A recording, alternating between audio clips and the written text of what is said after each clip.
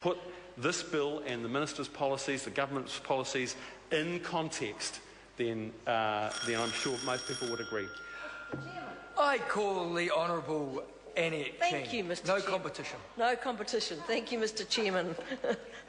Mr. Chairman, I am really disappointed that we had no opportunity to have a response or any comment on the supplementary order paper that I put forward. In fact, I didn't have the opportunity to raise it again with the Minister. He did not respond to the supplementary order paper that I put forward asking for the government to consider local government to be considered a community housing provider.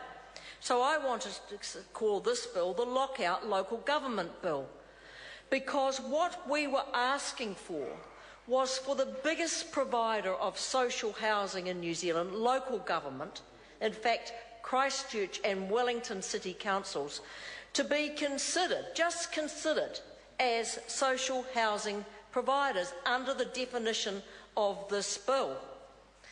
The Minister did not address that question at all, and I think it's a terrible lost opportunity, because one of the things the government has said is that they recognise that maintaining financial viability is an issue for all social housing providers. And the council here in Wellington has adopted a very conservative rental policy approach to ensure that rental housing is affordable for those who live in it. And by doing that, by keeping the rents at a reasonable level, they're actually saving the government millions of dollars in the accommodation supplement. Because if they were to be charging the sort of rents that the others can charge, then the tenants can go straight to the taxpayer and ask for an accommodation supplement. So what local government has been doing is holding the prices down to make it affordable for central government, thereby saving the taxpayer from having to pay out an accommodation supplement, which the Minister said himself was over $2 billion a year, a huge amount of money, much of it going into landlords to provide rental accommodation. So it seems to me that this was a great opportunity to enable local government to be considered as a social housing provider. We lost that opportunity, and I think that we need to rename the bill. There'll be many disappointed local governments around New Zealand that it couldn't even get a mention, a peep, a squeak out of the Minister.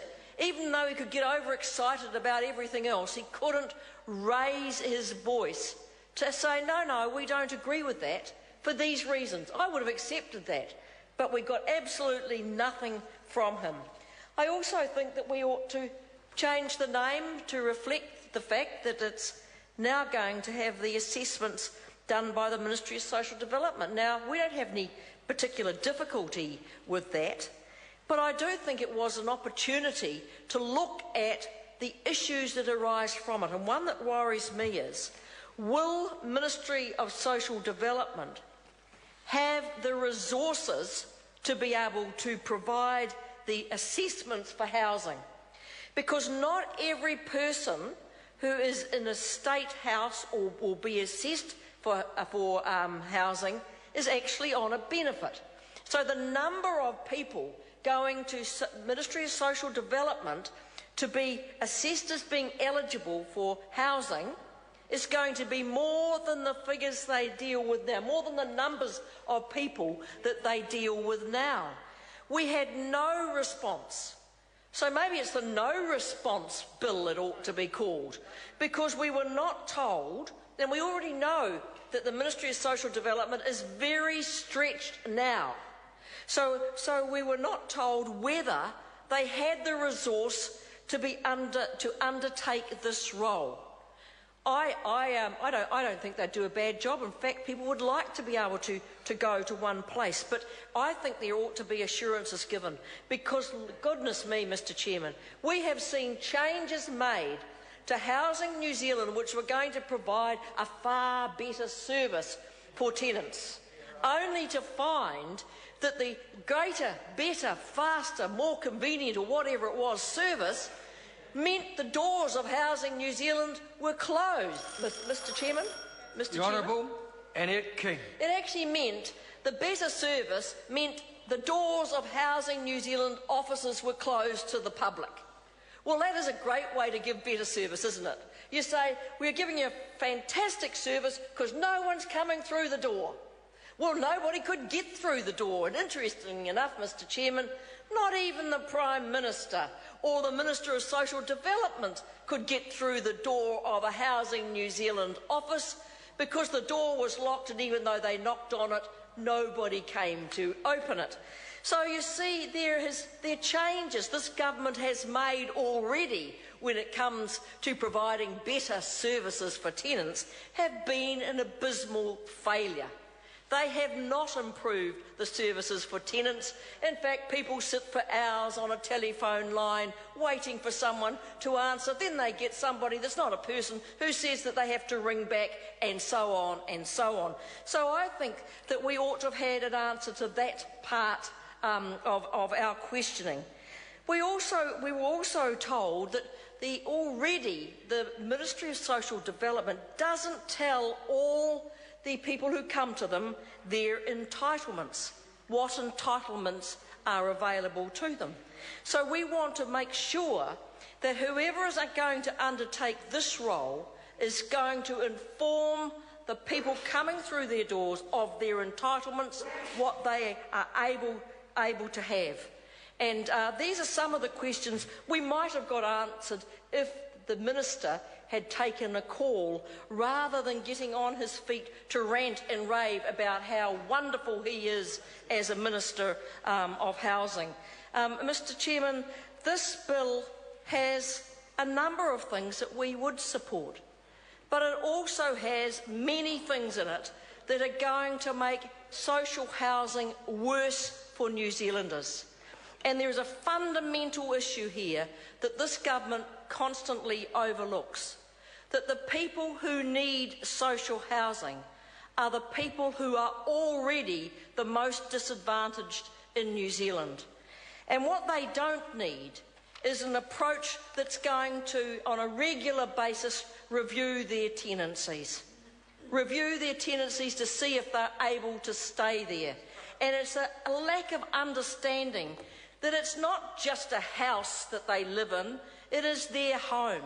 And as a constituency member of Parliament, as I'm sure many members here who are will know, that people really value where they live.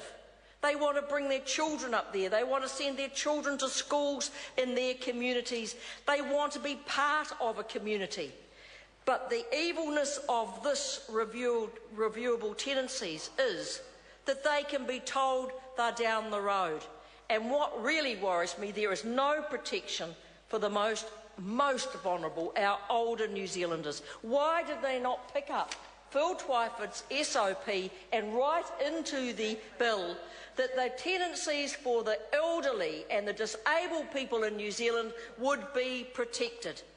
It's all about ideology.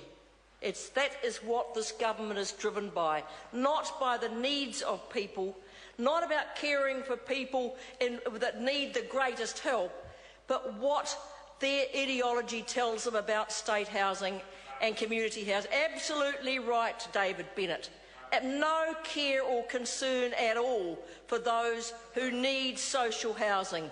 They're just a number to move around. They're just a number to go and interview and say you ought not to be in that house. Mr. Chairman, this bill is incorrectly named.